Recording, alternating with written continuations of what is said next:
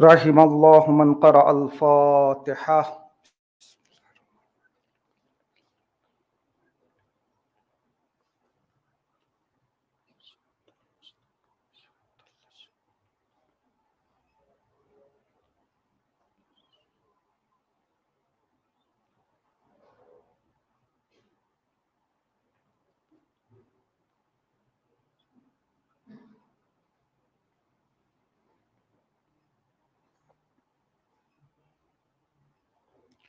لا حول ولا قوة إلا بالله العلي العظيم. أعوذ بالله من الشيطان الرجيم. بسم الله الرحمن الرحيم. الحمد لله الذي جعل الحمد مفتاحا لذكره وسببا للمزيد من معرفته ودليلا على آلائه وعظمته، ثم الصلاة والسلام والتحية والإكرام على النبي المكي المدني القرشي الحاشمي الذي سمي في السماء بأحمد وفي الأرض بأبي القاسم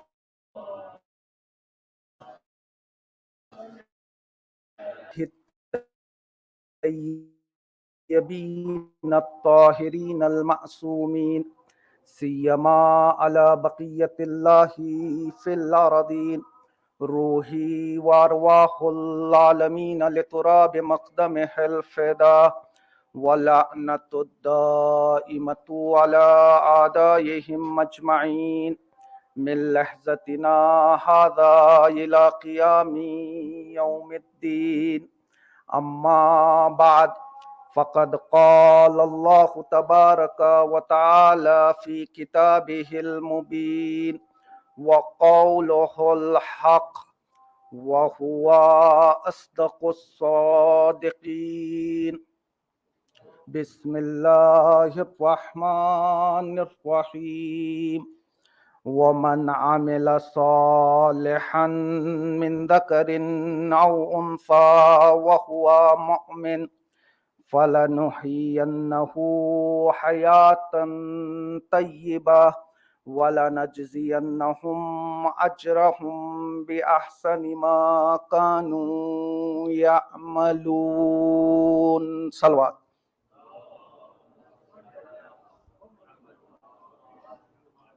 ماہ محرم الحرام کا چاند نمودار ہو چکا ہے۔ میں سب سے پہلے شکریہ ادا کرنا چاہوں گا آپ مومنین کا، اور خصوصی طور پر یہاں کی جماعت کے ذمہ داران اور بالاخص جناب حسنین ہرجی صاحب کا، کہ جنہوں نے اس سال اس حقیر کو یہ موقع دیا کہ میں آپ حضرات کے سامنے ذکر محمد و آل محمد کر سکوں، اور ساتھ ہی ساتھ میں اپنا اور شاید آپ کا بھی یہ فریضہ سمجھتا ہوں کہ اس چاند رات کی پہلی مجلس میں ہمیں ان ہستیوں کا بھی تذکرہ کرنا چاہیے کہ جنہوں نے ہمارے دلوں میں بے آل محمد کی شمع کو روشن کیا ہے۔ اگر ہمارے بزرگ طرح طرح کی مشکلات کا سامنا کرتے ہوئے یہ ذکر ہم تک اس طرح سے، اس امانت داری کے ساتھ، اس خلوص کے ساتھ ہم تک نہ پہنچایا ہوتا تو شاید ہم آج اس طرح سے عزاداری نہیں کر رہے ہوتے۔ دیکھیں، ہمارے بزرگوں میں سے کسی ایک کے دل میں حب آل محمد کا چراغ جلا، اور انہوں نے اپنے ایک چراغ کی لو سے اپنی ایک چراغ کی روشنی کو اپنے بچوں میں منتقل کیا، ان کے بچوں نے ان کے آنے والی نسلوں میں منتقل کیا۔ بس میں بات کو سمجھانے کے لیے نوحے کا ایک بند آپ کے سامنے پیش کروں گا کہ شمع سے شمع جلے، سلسلہ جاری رہے، ہم رہے یا نہ رہے یہ عزاداری رہے۔ لہٰذا جس امانت داری کے ساتھ ہمارے بزرگوں نے اس فرش عزا کو ہم تک پہنچایا ہے، ہماری بھی یہ ذمہ داری بنتی ہے کہ ہم پوری امانت داری کے ساتھ، پورے خلوص کے ساتھ آنے والی नस्लों तक ये आज़ादारी उसी तरह से मुंतकिल करे जिस तरह से हमारे बुजुर्गों ने ये आज़ादारी हम तक मुंतकिल की है। और साथ ही मैं ये भी बताता चलूं कि सिर्फ आज़ादारी का फर्श बिछा देना काफ़ी नहीं है, बल्कि मकसद इमाम हुसैन अलैहिस्सलाम को अपनी ज़िंदगी में उतारना, अपने किरदार में ढालना, ये भी बहुत ज़्यादा ज़रूरी है। इंशाअल्लाह इस अशर मुहर्रम में हमारा मौजू रहेगा हयात तैयबा की चाबियाँ, कीज ऑफ सक्सेसफुल लाइफ। किस तरह से हम एक कामयाब ज़िंदगी गुजारें, किस तरह से हमारी हयात तैयबा बन जाए।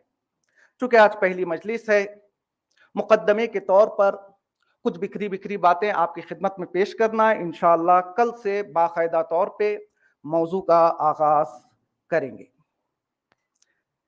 दुनिया में बहुत सारी ऐसी जगह हैं कि जहां इंसान जाना पसंद भी करता है, पैसा खर्च करना भी पसंद करता है, अपना वक्त भी देना पसंद करता है, लेकिन नतीजे में जब वो पैसा भी लुटाता है, अपना वक्त भी खर्च करता है, जब वो वहां से वापिस आता है तो अपने साथ गुनाहों की पोकर आता है। लेकिन पूरी दुनिया में वाहिद फर्शे अज़ा ही वो जगह है कि जहां हुर जैसा गुनहगार भी आ जाए तो ये फर्शे अज़ा उसे हुर का किरदार अता करती है। लिहाजा फर्शे अज़ा की बहुत बड़ी अहमियत है, लेकिन हमें चाहिए कि सिर्फ फर्शे अज़ा ना बिछाएं, बल्कि मकसद इमाम हुसैन अलैहिस्सलाम के साथ फर्शे अज़ा को बिछाने की कोशिश करें। और इस फर्शे अज़ा का ये मौजूज़ा है कि इस फर्शे अज़ा में हर उम्र का आदमी भी आ सकता है। इस फर्शे अज़ा में बच्चा भी है, जवान भी है, बुजुर्ग भी है, बूढ़ा भी है, मर्द भी हैं, औरतें भी हैं, मालदार भी हैं, गरीब भी हैं। गोया करबला के बाद जनाबे ज़ैनब सलामुल्लाह अलैहा ने एक यूनिवर्सिटी का इनेकाद किया कि जहां पे हर रंग का आदमी, हर उम्र का आदमी, हर जेंडर का आदमी आए और यहां से हिदायत बतौर तबर्रुक लेकर जाए। लिहाजा हमें कोशिश करनी चाहिए मजालिस अज़ा में आए तो ये सोच कर आए कि मुझे हुर बनना है। और मजालिस आने का सवाब बारहा आप सुनते रहते हैं। मैं सिर्फ एक मुख्तसर सी रिवायत और ईरान के एक मशहूर आलिम दीन आयतुल्लाह मरहूम मुश्तहिदी का एक वाकया, एक मिसाल पेश करूंगा, फिर इंशाअल्लाह अपनी गुफ्तगू को आगे बढ़ाने की कोशिश करूंगा। रिवायतों में मिलता है कि अगर कोई आज़ादार घर से उजू करके ये नीयत करता है कि मुझे अभी मजलिस इमाम हुसैन अलैहिस्सलाम में जाना है, तो रिवायतों में मिलता है कि खुदा वंदे आलम दो फरिश्ते इसके पीछे मुअय्यन करता है और दोनों को ये हुक्म देता है। एक फरिश्ते को हुक्म देता है, देखो ये आज़ादार जब से घर से निकला है उस वक्त से लेकर जब तक ये घर वापस नहीं आ जाता उस वक्त तक इसके नामे आमाल में नेकियां लिखते जाना। और दूसरे फरिश्ते को यह हुक्म होता है कि जब तक ये आज़ादार मजलिस खत्म करके घर वापस ना आ जाए उस वक्त तक इसके नामे आमाल में जितनी भी बुराइयां हैं सबको एरेस करते रहना। अब यहाँ आयतुल्लाह मरहूम मुश्तहिदी कहते हैं कि आज़ादार ये ना सोच ले मैं मजलिस में गया था तो बहुत सारी नेकियां भी आ गई और जो कुछ मैंने गुनाह किए थे वो गुनाह भी मिट गए, या बाज लोग ये भी सोचेंगे चलो गुनाह करते हैं मजलिस में जाएंगे, एरेजर तो है हमारे पास, सवाब भी मिल जाएगा और साथ में गुनाह भी माफ हो जाएंगे। यहाँ आयतुल्लाह मरहूम मुश्तहिदी कहते हैं कि इस शख्स की मिसाल उस आदमी की मिसाल है कि जो अपने घर से एक थैला लेकर सुपरमार्केट पहुंचा है। सुपरमार्केट पहुंचा, जाने के बाद जो कुछ जरूरियात की चीजें थी उसने खरीद ली। जब घर वापस आया बीवी ने पूछा कि सामान ले आए? साहब ने कहा मैं सामान ले आया। बीवी ने थैले को खोला, देखा थैले में कोई चीज है ही नहीं। पूछा आप तो कह रहे सामान ले आए, थैले में तो कोई सामान नहीं है। शौहर ने कहा नहीं मुझे अच्छी तरह याद है, मैं मार्केट भी गया था, मैंने सारी लिस्ट भी चेक की, जितनी चीजें तुमने कही थी सारी चीजों की खरीदारी भी की और मैं घर भी आया। अब बीवी पूछ रही है अगर खरीदा था तो फिर थैले में क्यों नहीं है? दोनों बैठकर सोचने लगे। शौहर ने थैले को पलट कर देखा तो पता चला थैले में एक बहुत बड़ा सुराख है। सामान तो खरीदा था, जब रास्ते से घर आ रहा था तो एक एक सामान उस सुराख से जमीन पर गिरता गया। इसी अब जाकर आयतुल्लाह मरहूम मुश्तहदी कहते हैं, जो लोग मजालिस अज़ा में जाते हैं तो उनका थैला नेकियों से भर जरूर जाता है, लेकिन अज़ादार को इतना ख्याल जरूर होना चाहिए कि जब वापस मजलिस से घर पलट रहा हो, कहीं उसकी जबान से किसी की गीबत न निकल जाए, कोई झूठ ना निकल जाए। अगर मजलिस में आए, आपने अज़ादारी की, नेकियां कमाई, तो कोशिश ये करनी चाहिए कि आप अपनी नेकियों को बाकी रखें। कोई ऐसा अमल आपसे सरजद ना हो कि आपके कमाए हुए सवाब को उस थैली की सुराख की तरह ले जाए। लिहाजा आप कोशिश करें, जब भी आज़ादारी में आए, खुलूस नीयत के साथ आए और इस बात का ख्याल रहे कि देखिए, दुनिया में हम किसी के साथ बैठकर आते हैं, मिसाल के तौर पर किसी एक मिनिस्टर के साथ आप बैठकर आए तो आपको कितना फख्र होता है। नहीं, आप जियारत के लिए गए, आपको ये तौफीक हुई कि आप आयतुल्लाह अल उज़्मा सैयद अली सिस्तानी दामदिल्लहु आली से मुलाकात करें, तो आप कितना फख्र महसूस करेंगे। वापसी के बाद आपके दिल में ये ख्याल रहेगा कि मैं उनसे मिलकर आया हूं, लिहाजा मुझे अपने आप को सही तरीके से रखना चाहिए। अब ये जो आप अज़ादारी करने के लिए इमाम बारगाह में आ रहे हैं, तो यहाँ कोई मामूली हस्तियों से मिलकर नहीं जा रहे हैं, आपके बगल में अहले बैत की अजीम शख्सियात बैठी हुई हैं। लिहाजा अज़ादार को ये सोचना चाहिए कि मैं अज़ादारी करके यहाँ से जा रहा हूँ तो मेरा रुतबा बहुत बड़ा है, और उसे अपनी रेपुटेशन को बाकी रखना चाहिए।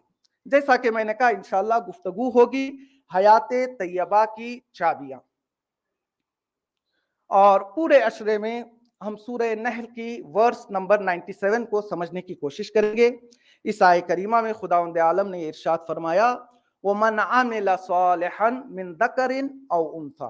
खुदावंद आलम ने कहा, मर्द और औरत, जेंडर का कोई इख्तिलाफ नहीं है, जो भी नेक अमल अंजाम देगा वह हुआ मोमिन। सिर्फ नेक अमल अंजाम देना काफी नहीं है। बहुत सारे लोग हैं, सवाल करते हैं कि कुछ लोग हैं जिन्होंने इस्लाम कबूल नहीं किया, लेकिन इंसानियत के लिए बहुत ज्यादा खदमात को अंजाम दिया है, जिस तरह मदर टेरेसा वगैरह का नाम आता है। खुदा ने कहा, नहीं, सिर्फ अमल सालेह से काम नहीं चलेगा, वो हुआ मोमिन। ईमान भी हो,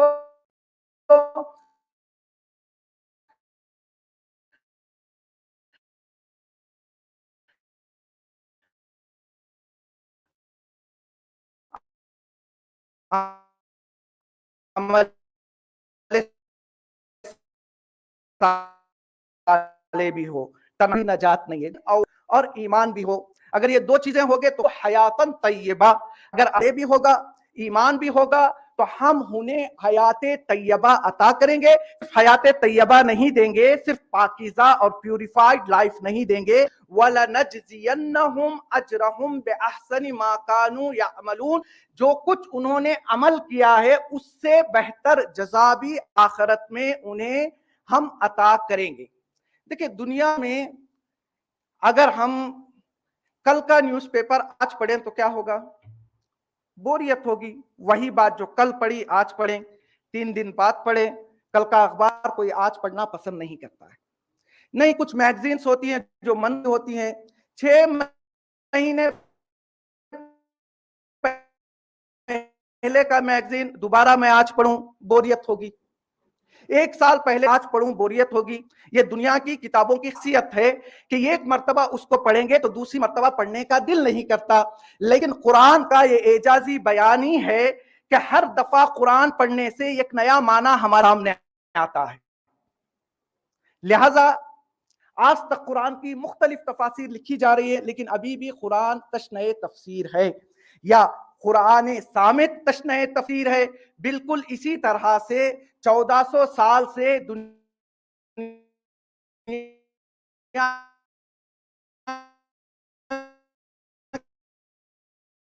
के सामने करबला को समझाने की कोशिश जारी है। एक तरफ कुरान भी तशनए तफसीर है, दूसरी कि सूरह नहल की वर्स नंबर 97 को इस समझने की कोशिश करें। देखिए, हम लोग जिंदगी जी रहे हैं, लेकिन हमें यही पता नहीं है कि जिंदगी कहते किसे हैं। हर इंसान के जहन में जिंदगी का नेशन अलग अलग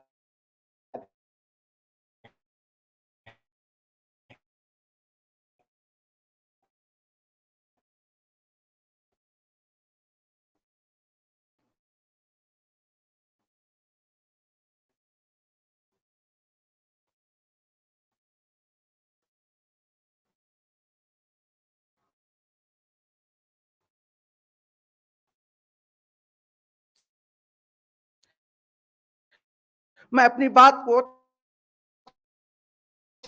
چھٹے امام کی ایک روایت سے شروع کرنا چاہوں گا. ہمارے اور آپ کے چھٹے امام امام جعفر صادق علیہ جاتا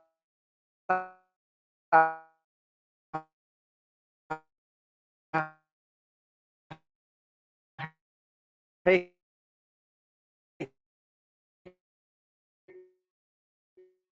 جس طرح سے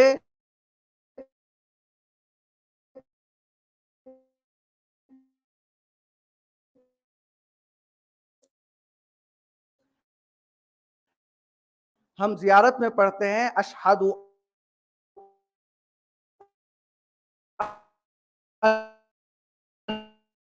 انک کنت نورا فی الارض.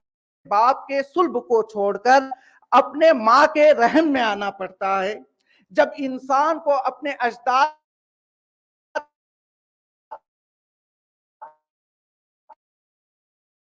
کے صلب سے نکال کر ان کے ماؤں کے رحم میں پہنچاتا، سوچتا ہے کہ نہیں میری سوچ غلط تھی، باپ کی صلب وسیع نہیں ہے بلکہ ماں کا رحم سب سے زیادہ وسیع ہے. پورے رحم سے زیادہ وسیع دنیا کوئی اور دنیا ہو ہی نہیں سکتی. پھر اچانک سے وہ وقت بھی آتا ہے کہ انسان کی اطلاع کے بغیر اسے ماں کا رحم چھوڑ کر اس دنیا میں آنا پڑتا ہے. اب انسان اس دنیا میں آیا، دنیا میں سوچتا ہے کہ ماں کا رحم کتنا چھوٹا تھا اور یہ دنیا کتنی وسیع ہے. اب انسان اس دنیا میں آتا ہے، سوچتا ہے کہ اس سے بڑی دنیا مجھے کہیں نہیں ملے گی، اور اپنے آپ کو صرف اسی زندگی کے حوالے کر دیتا ہے. کبھی اسے پیسے کا ٹینشن ہوتا ہے، کبھی اسے بلڈنگ کا ٹینشن ہوتا ہے. پہلے ایک گھر کی خواہش، ایک گھر مل گیا، کہا نہیں 4 بچے ہیں، چھوٹا گھر ہے بڑا گھر لے لوں. بڑا گھر مل گیا، نہیں اس نے کہا بڑے گھر سے کام نہیں جو ہے چلے گا، اب مجھے محل کی تلاش ہے. محل مل جائے گا. یقین جانیے انسان سوچتا ہے کہ یہ مل جائے گا تو میری تمنا پوری ہو جائے. پوری دنیا بھی اسے مل جائے، انسان کی تمنا پوری ہونے والی نہیں ہے. انسان سوچتا ہے کہ یہی میری دنیا ہے. چھٹے امام کہتے ہیں اچانک سے بغیر اس کی اطلاع کے پھر وہ وقت بھی آتا ہے کہ انسان کو یہ دنیا چھوڑ کر برزخ کی دنیا میں منتقل کیا جاتا ہے.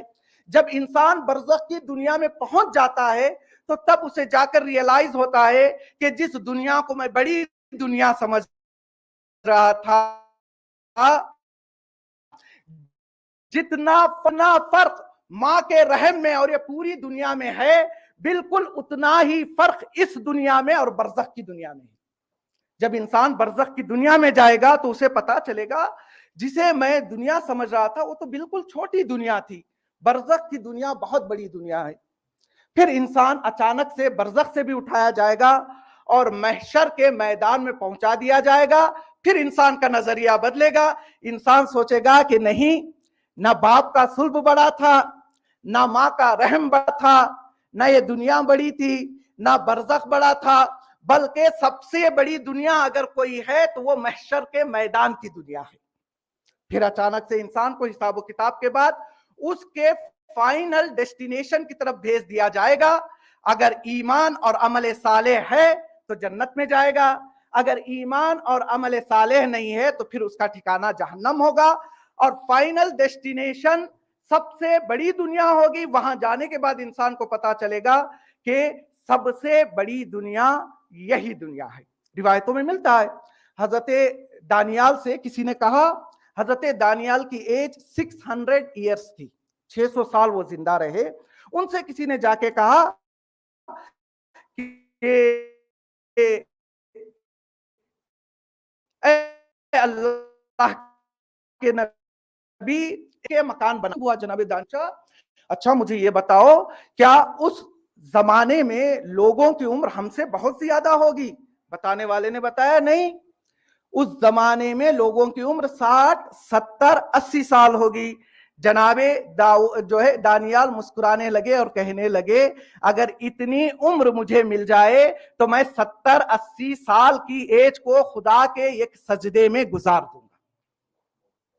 لیکن ہم 70 80 سال میں پوری دنیا کو مٹھی کرنا چاہتے ہیں، پوری دنیا کو مٹھی میں لینا چاہتے ہیں، اور دنیا نے کر بھی لیا ہے. آج کل جو ہے ہر انسان کے مٹھی میں جو ہے دنیا سما گئی ہے. लेकिन 1400 साल पहले मौला कायनात ने कहा था कि दुनिया को आजाद कर दो, दुनिया को थामे हुए ना रहो। लिहाजा अजीजा ने गिरामी, पूरी 6 जिंदगियां इंसान को अता की गई है। तीसरी जिंदगी का नाम ये दुनियावी जिंदगी है, और ये जिंदगी भी 2 तरह की जिंदगी है। ये हयात है कि जिसे मेटीरियलिस्टिक लाइफ कहते हैं, जो मादी हयात है। इसको कोई हासिल कर ले तो कमाल नहीं है, ये कॉमन लाइफ है। जानवरों में भी है, हम में भी है। जानवर को भी खाने की जरूरत है, हमें भी खाने की जरूरत है। जानवर का भी पूरा हम्मो गम ये रहता है कि किसी तरह से मुझे खाना मिल जाए। अगर हम भी सिर्फ खाने के पीछे दौड़ते रहे तो फिर हम में और जानवर में फर्क क्या है? एक मादी हयात है, एक पाकीज़ा हयात है, एक रूहानी हयात है। मादी हयात जमादात को भी दी गई, नबातात को भी दी गई, मिट्टी के अंदर भी हयात है। हम कहते हैं ना, किसी मिट्टी में फसल ना लगे तो ये मिट्टी मर गई है, मिट्टी में भी हयात है। नबातात, पेड़, दरख्त, पौधे, उनके अंदर भी हयात है। जानवर, जानवरों में भी हयात है, हमारे अंदर भी हयात है। अगर हम भी जानवरों की तरह सिर्फ हमारा मकसद ये हो जाए कि मैं खा लूं, मेरे बच्चे खा लें, बैंक बैलेंस बढ़ जाए, सारी दुनिया की दौलत मेरे हाथ में आ जाए, तो फिर हम में और जानवरों में क्या फर्क रहेगा? ये जिंदगी खुदावंद आलम ने अबू जहल को भी दी और अबू जर अलैहि है। लेकिन एक दूसरी जिंदगी है जो इख्तियारी जिंदगी है, जिसे इंसान को अपनी मेहनत से हासिल करना है, कि जिसे रिवायात में हयात तैयबा और प्यूरिफाइड लाइफ का नाम दिया गया है। इंशाअल्लाह हमारे अशरे में यही गुफ्तगू होगी कि वो कौन सी कीस हैं, वो कौन सी चाबियां हैं, वो कौन से टूल्स हैं कि जो हमारे हाथ में आ जाएं, अगर हम उस पर अमल करें तो हमारी जिंदगी भी हयात तैयबा बन जाए। अगर इंसान सिर्फ दुनिया में आया है, सिर्फ अपनी फिक्र है, मुझे खाना खाना है, मेरे बच्चों को पालना है, मुझे बड़ा घर बनाना है, तो हम में और जानवरों में कोई फर्क बाकी नहीं रह जाएगा। अगर ये जिंदगी हम गुजार कर इस दुनिया से गए तो हमारे लिए ही खुदावंद आलम ने कुरान मजीद में इरशाद फरमाया, उलाइका कल अनआम बल हुम अदल, ये तो हैवान है, नहीं नहीं, ये हैवान नहीं है, बल्कि हैवानों से भी बदतर हैं। अगर हमने हयात तैयबा पा लिया तो फिर कुरान हमें आवाज देगा, या अय्युहन नफ्सुल मुतमइन्ना इरजिई इला रब्बिकी रादियतम मर्दिया। लिहाजा इंसान के इख्तियार में, वो चाहे तो नॉर्मल लाइफ गुजारे, इस दुनिया से चला जाए, चाहे तो वो जिंदगी छोड़कर भी 50 बहुत सारे नशेबो फराज है। कुछ लोगों ने कहा कि नहीं, जिंदगी वही है कि जिस जिंदगी में दूसरों के लिए दर्द पाया जाए। कुछ लोगों की फिक्र बहुत नीचे थी, उन लोगों ने कहा जिंदगी क्या है? उन्होंने कहा मेरी जिंदगी मेरी जॉब है। कुछ लोगों ने कहा मेरी जिंदगी मेरी फैमिली है। कुछ लोगों ने कहा कि मेरी जिंदगी मेरे बच्चे हैं। कुछ लोगों ने कहा मेरी जिंदगी मेरा मकान है। कुछ लोगों ने कहा मेरी जिंदगी मेरी गाड़ी है। अब जिस इंसान ने जिंदगी गाड़ी को समझा, अगर उससे गाड़ी छीन ली गई, वो ये सोचता है कि मेरी जिंदगी चली गई। जिस इंसान ने जॉब को अपनी जिंदगी समझा, खुदा ना खास्ता उससे उसकी जॉब छिन जाए तो वह हार जाएगा, वो समझेगा मेरी जिंदगी खत्म हो गई। जिसने अपनी औलाद को अपनी जिंदगी समझा, खुदा ने मसलहतन अगर औलाद दी और मसलहतन हमसे अपनी औलाद ले ली, अब इंसान सोचेगा कि मेरी औलाद चली गई, अब मैं जी कर क्या करूंगा, मेरी जिंदगी तबाह हो गई। सुनते हैं ना हम लोग आम जिंदगी में, चूंकि इंसान के जहन में यह है कि मेरी जिंदगी मेरी औलाद है, लिहाजा इंसान की कीमत उसके नजरिए से लगी जाए जो है लगाई जाएगी। जिस इंसान के सोच में उसकी जिंदगी उसकी गाड़ी है, तो उसकी कीमत उस इंसान की भी गाड़ी के बराबर। के बच्चे हैं, कुछ खुद नहीं तो वो बल ऊपर जाते हैं तो सोचते हैं कि मैं मेरी कम्युनिटी। कुछ लोग वो होते हैं कि जो खुद खाने को जिंदगी समझते हैं, कुछ लोग वो होते हैं जो खुद भी खाते हैं, दूसरों को भी खिलाते हैं। लेकिन कुछ अजीम शख्सियात ऐसी होती हैं कि जो खुद भूखे रहने को गवारा करती हैं, लेकिन कभी उनको यह गवारा नहीं है कि उनके दर से कोई मिस्कीन, यतीम, असीर खाली हाथ पलट जाए। जब इंसान का अमल यह होता है तो फिर खुदावंद आलम सूरह इंसान की 30 आयतें इन अजीम हस्तियों की शान में नाजिल करता है। लेकिन हर घर के बच्चे ऐसे नहीं होते। जहां मां सैयदा हो और बाप मौलाए कायनात हो, तब कहीं जाकर उस घर में हसनैन और जैनबो कुलसूम जैसे बच्चे परवरिश पाते हैं।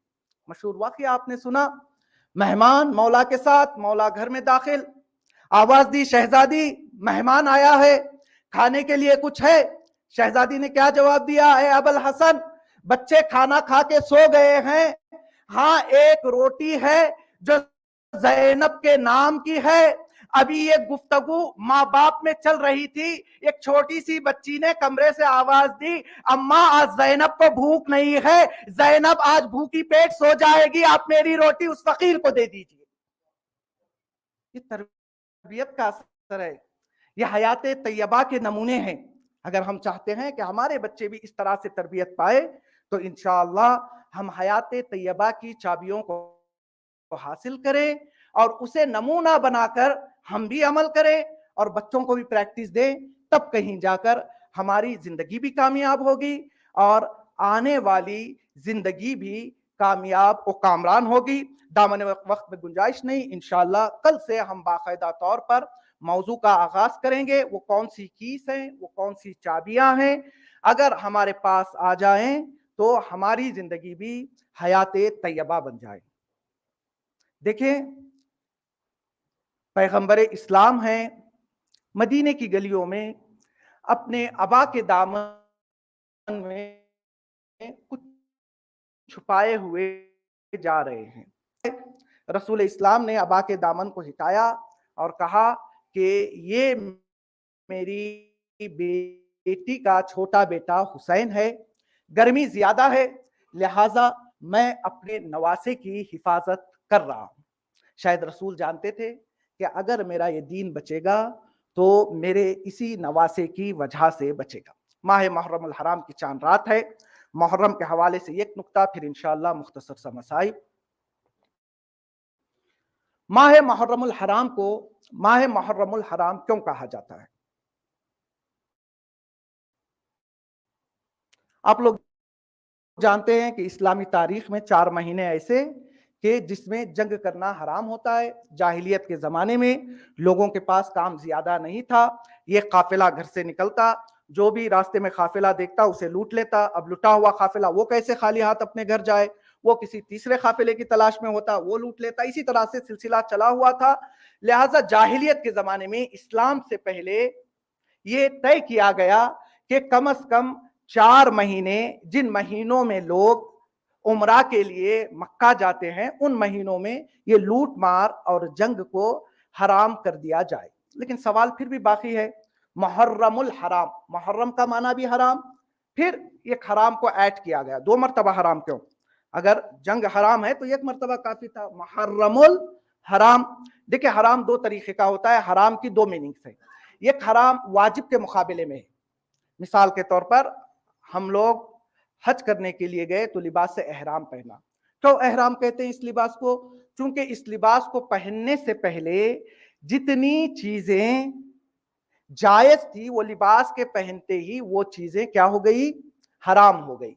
या तकबीरतुल एहराम, नमाज के लिए खड़े हुए, आपने तकबीर कही, क्यों यह हराम वाली तकबीर है? क्योंकि नमाज से पहले जितनी चीजें जायज थी, कुछ चीजें नमाज के खत्म होने तक आप पर हराम हो गई। एक माना यह है। हराम का एक दूसरा माना है काबिल एहतराम। माह मुहर्रमुल हराम के अंदर 2 हराम इसलिए रखे गए, एक हराम ये ऐलान करने के लिए कि इस महीने में जंग हराम है, दूसरा हराम ये बताने के लिए कि ये महीना काबिले एहतराम है। यही बात है ना कि 8वें इमाम ने अपने सहाबी रैयान बिन शबीब को बुलाया, बुलाने के बाद क्या कहा था कि ऐ शबीब के बेटे, क्या तुझे मालूम है कि ये कौन सा महीना है? कहा हाँ मौला, ये मुहर्रमुल हराम का महीना है। 8वें इमाम ने कहा कि ऐ शबीब, ये वो महीना है कि जिस महीने में जाहिलियत के जमाने में भी जंग हराम थी, लेकिन अफसोस इस मुग़लाम को करबला के मैदान में 3 दिन का भूखा प्यासा शहीद कर दिया। फिर उसके बाद इमाम रिजा अलैहिस्सलाम ने रैयान बिन शबीब से कहा कि ऐ शबीब के बेटे, इन कुंत बाकियन अला शैइन फब की याद करके आंसू बहाना। हाँ ज़ादारो, तारीख में मिलता है कि जैसे ही मदीने में माह मुहर्रमुल हराम का चांद नमूदार होता, छठे इमाम के घर से गिरिए की आवाजें बुलंद हो जाती। मदीने के लोग समझ जाते कि मुहर्रम का चांद नमूदार हो गया है।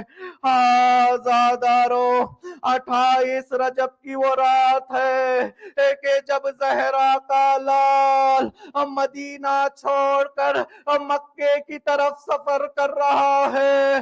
हाँ ज़ादारो, 27 रजब वलीद ने इमाम को अपने दरबार में तलब किया और बैयत का मुतालबा किया। इमाम ने ये जवाब दिया कि रात के अंधेरे में बैयत कैसी, सुबह होने दो, हम दिन के उजाले में बात करेंगे। मौला घर तशरीफ लाए, अहले खाना को ये हुक्म दिया कि चलने की तैयारी हो। इधर काफिला तैयार हो रहा है, उधर मेरा मौला इमाम हुसैन अलैहिस्सलाम आखिरी है। इमाम ही कहता है कि जब इमाम अपने नाना की कब्र के पास जा रहे थे तो अंदाज बदला हुआ था। जब अपनी माँ की कब्र की तरफ जा रहे थे तो अंदाज कुछ अलग था। रावी ने कहा कि हुसैन जब नाना की कब्र की तरफ जा रहे थे रात चलता है, लेकिन हुसैन जब मां से जा रहे थे जैसे कोई छोटा बच्चा मुद्दतों बाद अपने माँ को देखकर दौड़ता है। इमाम ने अपने आप को कब्र ज़हरा पर गिर آیا، کہا اماں یہ حسین مدینہ چھوڑ رہا ہے، قبر زہرا سے آواز آئی، اے میرے لال تیری ماں بھی تیرے ساتھ ساتھ چلے گی۔ ہاں زادارو، وہ وقت بھی آیا کہ چھوٹا سا قافلہ تیار ہوا، اب یہ قافلہ نکلنا چاہتا ہے۔ ایک مرتبہ ہر بی بی سے رخصت ہو رہی ہے، وہ وقت بھی آیا کہ جب امام نے اہل خانہ سے کہا کہ اب رخصتی کا وقت ہو گیا ہے، اہل خانہ نے کہا مولار ہیں لیکن میرے کان میں کچھ کہتا ہے، بچہ ہوں مگر باپ کی آغوش میں آ جاتا ہے، اب ہمیں نہیں معلوم امام نے اپنے بچے کی کان میں کیا کہا۔ علماء نے ایک اندازہ لگایا، شاید امام نے کہا ہو اے علی اصغر اگر تم میرے ساتھ نہ چلو گے تو حرملہ کا سے باتیر تمہاری باپ کے گردن پر لگ جائے گا۔ آزادارو، وہ وقت بھی آیا کہ جب قافلہ تیار ہو چکا، اب قافلہ حرکت کے لیے تیار ہے، اتنے میں ایک کنیز آتی ہے، غازی ابوالفضل العباس کو آواز دیتی ہے کہ اے عباس تمہاری مادر گرامی ام البنین تمہیں خیمے میں بلا رہی ہے۔